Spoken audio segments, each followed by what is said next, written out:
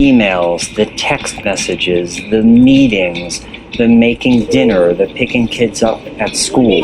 And a lot of those things can feel really good, and they get us charged up. They also produce dopamine in our bodies, which is a hormone that makes us feel good.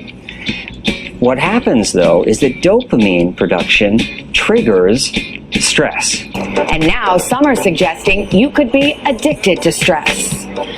Well, joining us now is Dr. Adam Perlman, an internist who runs the integrative medicine program for the Duke University Health System. Dr. Perlman, good morning to you. Doctor. Good morning. What do you think of this theory that some people get so conditioned to the adrenaline rush of stress and then the relief of the endorphins that your body could actually get physically addicted to that? Well, I think that the science isn't fully clear. Whether or not we do get addicted to the adrenaline. We all are familiar with the term sort of the adrenaline junkies and people that love that rush.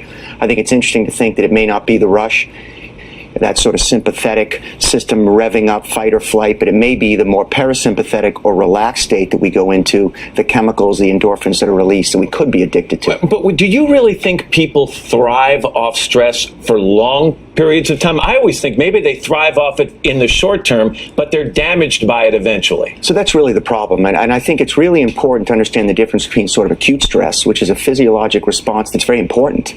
We wouldn't be able to survive without it. And it happens to both positive and negative things and motivates us and gets us to move away from danger. But then there's also chronic stress, where it's a very different physiologic response.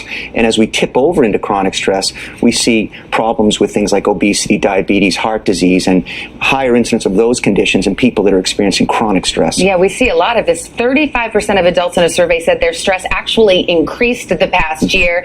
And we know that stress affects people differently, but a lot of the common effects of it, not sleeping, overeating, on the flip side of it, not eating enough, missing meals. So this has a real physical side effect if you're under a tremendous amount of stress. It's true. And again, so the point of whether or not someone is actually addicted physiologically, to me, is less important. I think that the fact is that for many of us, we get addicted to a lifestyle where stress is a regular part of our daily lives, and we think that's normal.